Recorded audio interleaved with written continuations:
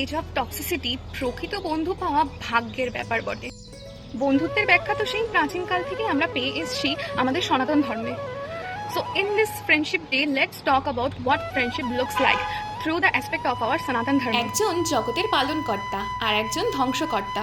বিশ্বব্রহ্মাণ্ডের একেবারে শুরুর দিন থেকেই সব থেকে প্রাচীনতম বন্ধুত্ব হল ভগবান শিব এবং ভগবান বিষ্ণুর। শিবায়া বিষ্ণু রূপায়া শিবা রূপায়া বিষ্ণবে। এই শ্লোকটার অর্থ হলো শিব বিষ্ণুরই একটা অংশ, আবার বিষ্ণুও শিবেরই একটি অংশ মাত্র। শিব বিষ্ণুর হৃদয়ে বাস করেন আর বিষ্ণু শিব ঠাকুরের হৃদয়ে বাস করেন। জগতের ভারসাম্য বজায় রাখতে এই দুজনেরই একত্রিত অস্তিত্বের প্রয়োজন। এরপরই ভারতীয় পুরাণে যে বন্ধুত্বের নিদর্শন আমরা পাই তা কৃষ্ণ আর সুদামার, যেখানে আমরা দেখতে পাই বন্ধুত্বের কোনো সীমা থাকে না। রাজা হয়েও দরিদ্র বন্ধুকে কাছে টেনে নিজের সিংহাসনে বসিয়ে নিজের হাতে বন্ধু সুদামার পা ধুইয়ে দিয়েছিলেন মথুরা রাজ কৃষ্ণ।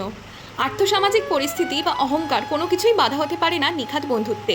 রক্তের সম্পর্ক না হয়েও বন্ধু কিভাবে ভ্রাতৃত্বের সম্পর্কে পরিণত হয় তার নিদর্শন দিয়ে গেছেন কৃষ্ণ আর অর্জুন। তাই তাদেরকে কৃষ্ণার্জুনও বলা হয়ে থাকে। কৃষ্ণ বুঝেছিল অর্জুনের চিত্ত বেশ বিক্ষিপ্ত, তার পথপ্রদর্শক দরকার, তাই সবসময় তিনি থেকেছেন অর্জুনের পাশে।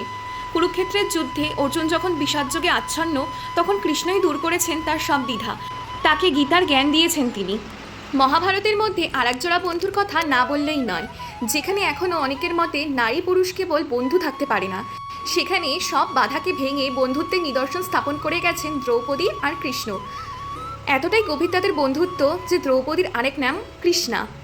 দ্রৌপদীর নেওয়া প্রতিটা সিদ্ধান্তে মাধব তার সাথে ছিলেন, তার পথপ্রদর্শন করে গেছেন মাধব। হস্তিনাপুরের গোটা রাজবংশের সামনে যখন দ্রৌপদীর চিরহরণ হচ্ছিল, মাধবের প্রতি তার ভরসাই তাকে রক্ষা করেছিল এবং তার ব্যক্তিত্বকে আরও বেশি প্রকাশিত করতে সাহায্য করেছিল। বন্ধুত্বের মান রাখতে কখনো পিছুপা হয়নি কর্ণ এবং দুর্যোধনও। দুর্যোধনের সিদ্ধান্ত ভুল জেনেও কুরুক্ষেত্রের যুদ্ধে তার হয়েই লড়াই করেছিলেন কর্ণ এবং প্রাণ দিয়েছিলেন। এর থেকে আমরা বুঝতে পারি নিঃস্বার্থ বন্ধুত্বের কথা।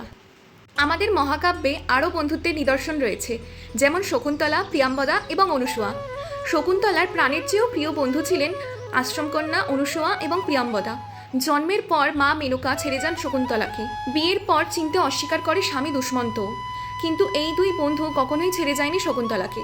শকুন্তলার নাম নিলেই এই দুই নারীর নামও একসাথে উচ্চারিত হয়। তোমাদের জীবনেও যদি এরকম বন্ধু থাকে তাহলে তোমরাও অনেক লাকি। ভালো থাকুক সবার বন্ধুত্ব।